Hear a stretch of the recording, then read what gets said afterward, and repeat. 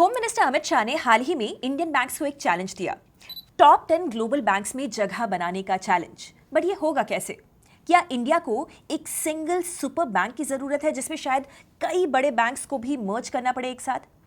वहीं एनएससी एक important trading reform introduce कर रहा है फ्यूचर्स के फेयर प्राइसिंग के लिए। जस्ट लाइक इक्विटीज, दिसंबर 8, 2025 से कॉल ऑक्शन मैकेनिज्म होगा for 15 minutes before the market, जो फेयर प्राइस को डिटरमाइन करने में हेल्प करेगा। और तीसरी स्टोरी में हम देखेंगे पेप्सिको और उसके सबसे बड़े बॉटलिंग पार्टनर वरुण बेवरेजेस का नया एक्सपेरिमेंट, कैसे ये दोनों इंडिया में एक बिल्कुल नए सेगमेंट यानी कि अल्कोहलिक बेवरेजेस को एक्सप्लोर कर रहे हैं। हेलो गाइस, मैं हूं गौरी और ये है आज की 3 स्टोरीज। तो चलिए देखते हैं हर स्टोरी में क्या कुछ है और डीप डाइव करते हैं तीनों स्टोरीज का।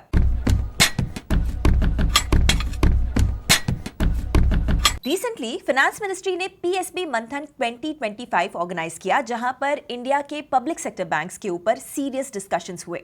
वहां एक्सपर्ट्स के डिस्कशंस और आर्ग्यूमेंट्स में एक बात सामने आई, इंडिया को 4 से 5 मेजर बैंक कॉन्ग्लोमरेट्स की जरूरत है। ऐसा इसलिए क्योंकि करंट बैंकिंग कॉन्ग्लोमरेट्स को और एक्सपैंड करना होगा ताकि वो इंफ्रा और मैन्युफैक्चरिंग के लार्ज स्केल प्रोजेक्ट्स को फंड कर सके आसानी से, और साथ ही फॉरेन डेट मार्केट्स को भी टैप कर सके। इन शॉर्ट, हाई चांसेस है कि इंडिया शायद एक और round of public bank mergers के लिए रेडी हो रहा है। 2017-2020 में हुए मर्जर्स में कुछ स्मॉलर और वीक बैंक्स को मर्ज किया गया था विद बिगर बैंक्स जैसे कि SBI, bank of Baroda etcetera. But अब एक्सपर्ट्स के मुताबिक जरूरत है रिलेटिवली स्ट्रॉन्गर लार्जर बैंक्स को भी एक साथ मर्ज करके एक एंटिटी बनाने की। For example bank of India, bank of Maharashtra, bank of Baroda, तीनों को मर्ज करके एक लार्ज बैंक बना दिया जाए। But will it help our cause? Meaning, क्या ऐसा करने पर भी हम ऐसी एंटिटी क्रिएट कर पाएंगे जो कि दुनिया के टॉप 10 बड़े बैंक्स में शामिल हो जाए, जैसा कि union home minister Amit Shah ने इंडियन बैंक्स को एक चैलेंज दिया है? Let's see the numbers. Now, S&P के global world's largest annual banks की लिस्ट में एसबीआई अभी भी वर्ल्ड का 43rd लार्जेस्ट बैंक ही है। वहीं एक्सपर्ट्स के सजेशंस के हिसाब से अगर इंडिया के 11 पीएसबीज यानी कि पब्लिक सेक्टर बैंक्स को भी मर्ज कर दिया जाए तो भी उनके कंबाइंड एसेट्स $1.95 ट्रिलियन के अराउंड होंगे, जो इंडियन बैंक्स को 15th पोजीशन पर ही लाएगा, नॉट इन टॉप 10।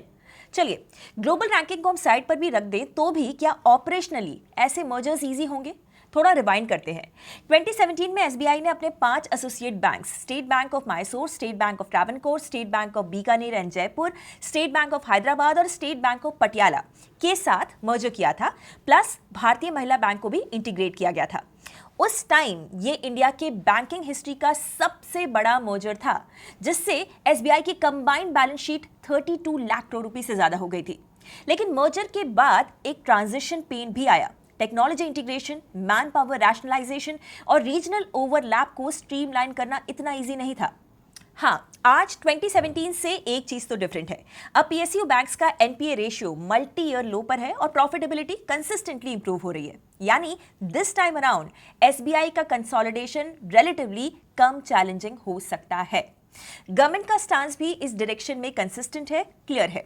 2020 में मिनिस्ट्री ऑफ फाइनेंस ने 10 पीएसयू बैंक्स को मर्ज करके 4 बड़े एंटिटीज बनाए थे, Indian bank, Punjab national bank, union bank और कैनरा बैंक।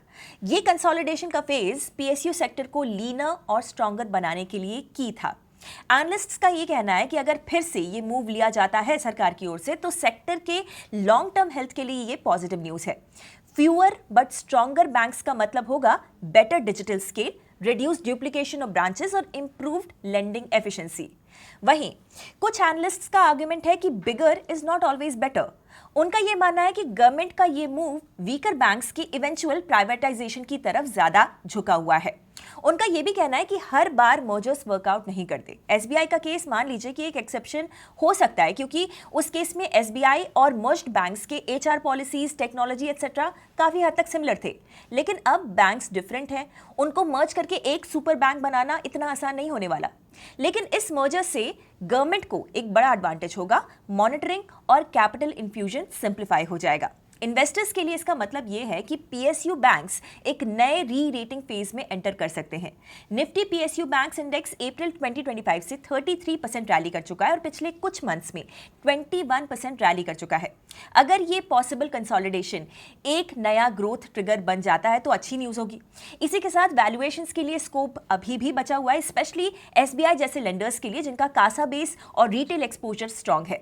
शॉर्ट टर्म में इंटीग्रेशन कॉस्ट और एचआर रीस्ट्रक्चरिंग थोड़ा सा मार्जिन इंपैक्ट ला सकते हैं, यस, लेकिन पॉलिसी और सेंटिमेंट दोनों फेवर में है। इस मूव का एक मैक्रो मैसेज भी है। इंडिया के फाइनेंशियल रिफॉर्म्स अब मेंटेनेंस मोड में नहीं रहे, ग्रोथ मोड में जा रहे हैं। तो आपको क्या लगता है कि आप बैंक्स के इस कंसोलिडेशन को ग्रीन सिग्नल देके प्रोसेस को शुरू कर देना चाहिए? Moving on to the next story, एक तरफ जहां पर इंडिया के पब्लिक बैंकिंग सेक्टर में रिफॉर्म्स की बात हो रही है, वहीं पर एनएससी ने एफएनओ सेगमेंट में एक मेजर रिफॉर्म ऑलरेडी इंट्रोड्यूस कर दिया है।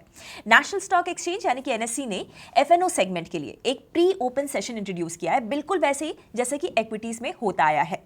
अभी एफएनओ ट्रेडिंग 9:15 AM को डायरेक्टली ओपन होती है, जिस वजह से ओपनिंग के फर्स्ट फ्यू मिनट्स में वॉलेटिलिटी काफी हाई होती है और इन्वेस्टर्स का मानना है कि प्राइसिंग भी अनफेयर होती है। लेकिन 8 दिसंबर 2025 से एफएनओ इंडाइसेस फ्यूचर्स के लिए भी प्री ओपन सेशन होगा। प्री ओपन सेशन का मतलब है एक शॉर्ट 8 to 10 मिनट का विंडो जहां पर ऑर्डर्स कलेक्ट और मैच होंगे बिफोर ऑफिशियल ओपनिंग। ये सिस्टम प्राइस डिस्कवरी को स्मूदर बनाता है और साथ ही अर्ली मॉर्निंग स्पाइक्स को भी कंट्रोल करता है। ग्लोबली सीएमई यानी कि शिकागो मर्केंटाइल एक्सचेंज और HKEX यानी कि हांगकांग एक्सचेंज में यह सिस्टम पहले से सक्सेसफुल है। इंडिया में इक्विटी सेगमेंट में प्री ओपन सेशन का इंट्रोडक्शन अक्टूबर 2010 में हुआ था। तो अगर एनएससी एफएनओ में भी ये सेशन इंप्लीमेंट करता है, ये रूल लाता है, तो डेरिवेटिव ट्रेडर्स के लिए एनवायरनमेंट ज्यादा प्रेडिक्टेबल और साथ ही फेयर भी बन सकता है। इस मूव का मैक्रो कॉन्टेक्स्ट भी काफी इंटरेस्टिंग है। सेबी अब एक्टिवली डेरिवेटिव्स में रिटेल पार्टिसिपेशन को मॉनिटर कर रहा है।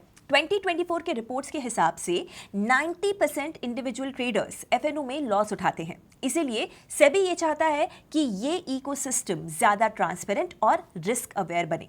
Pre open session institutional players के लिए भी काफी बेनिफिशियल हो सकता है। लार्ज ऑर्डर्स स्टैगर्ड होने से प्राइस स्लिपेज भी कम होगा।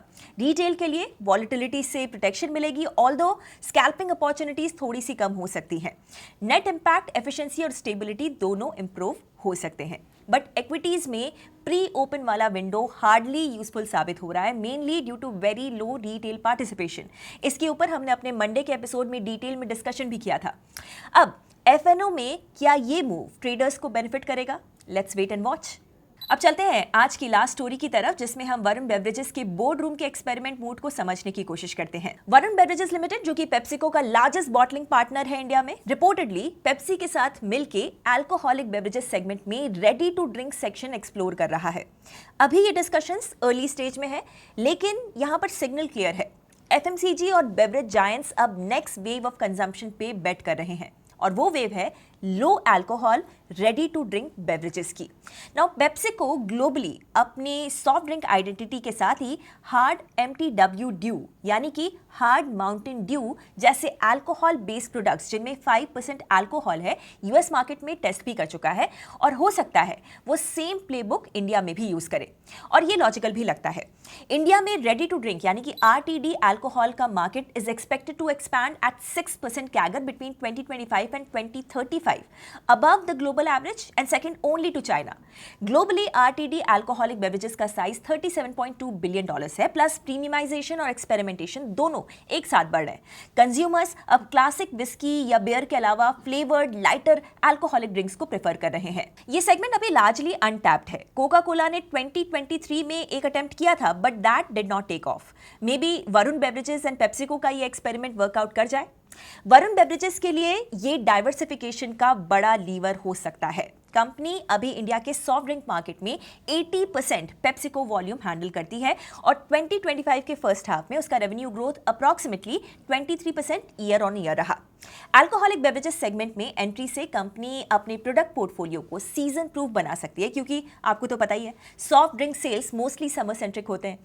चेयरमैन रवि जयपुरिया का यह भी कहना है कि वीबीएल के पास फ्री कैश फ्लोज है जो उनको यूटिलाइज करने हैं और बिजनेस ग्रोथ के लिए उन्हें लगता है कि ये जो मूव है वो सही होने वाला है। लेकिन चैलेंजेस भी कम नहीं है। अल्कोहल हेवीली रेगुलेटेड कैटेगरी है, हर स्टेट के एक्साइज लॉज अलग होते हैं, एडवर्टाइजिंग रिस्ट्रिक्टेड है और साथ ही ब्रांड पोजिशनिंग भी ट्रिकी है। पेप्सी जैसे यूथ फ्रेंडली ब्रांड को बैलेंस स्ट्राइक करना होगा between fun experimental while having a responsible image. Experts का ये कहना है कि अगर ये प्लान कमर्शियली वायबल बन गया तो ये बेवरेज सेक्टर का नेक्स्ट डिसरप्शन भी हो सकता है। और अगर Pepsi Varun partnership alcohol market में एंट्री कर देती है तो फिर कोका कोला के भी सिमिलर डाइवर्सिफिकेशन मूव की पॉसिबिलिटीज बढ़ सकती हैं। इन्वेस्टर के लिए यहां पर एक क्लियर एंगल है। वरुण बेवरेजेस एक प्रिडिक्टेबल एफएमसीजी स्टॉक से शिफ्ट होकर एक हाइब्रिड कंज्यूमर प्ले बन सकता है। High margin low volume alcohol portfolio अगर सक्सेसफुल होता है तो वैल्यूएशन री रेटिंग का स्ट्रॉन्ग केस बनेगा, क्योंकि ये एक one of a kind product होगा इंडिया के अल्कोहल सेक्टर में। क्या आपको लगता है कि वीबीएल और पेप्सिको का ये एक्सपेरिमेंट सक्सेसफुल हो सकता है? तो आज की स्टोरीज में हमने देखा कि कैसे रिफॉर्म्स और एक्सपेरिमेंटेशन इंपॉर्टेंट बन गए हैं इंडियन मार्केट्स के लिए। अब वो रिफॉर्म्स एसबीआई के मर्जर और पीएसयू बैंक्स कंसोलिडेशन के नेक्स्ट चैप्टर के बारे में हो या फिर एनएससी के एफएनओ सेक्शन में, या बात हो वरुण बेवरेजेस लिमिटेड के अननोन टेरिटरी में कदम रखने की, ये सब change is the only constant की थ्योरी को प्रूव करता है। आपको इन तीनों में से कौन सी स्टोरी सबसे ज्यादा इंपैक्टफुल लगी? पीएसयू बैंकिंग का कमबैक, पेप्सी का बेवरेज ट्विस्ट या एफएनओ ट्रेडिंग का नया एक्सपेरिमेंट? कमेंट्स में बताइए। और अगर आपको ऐसे डेली ब्रेकडाउन्स पसंद आते हैं तो सब्सक्राइब करें, क्योंकि मार्केट्स में कहानियां रोज लिखी जाती हैं। Investment in securities market are subject to market risks. Read all the related documents carefully before investing.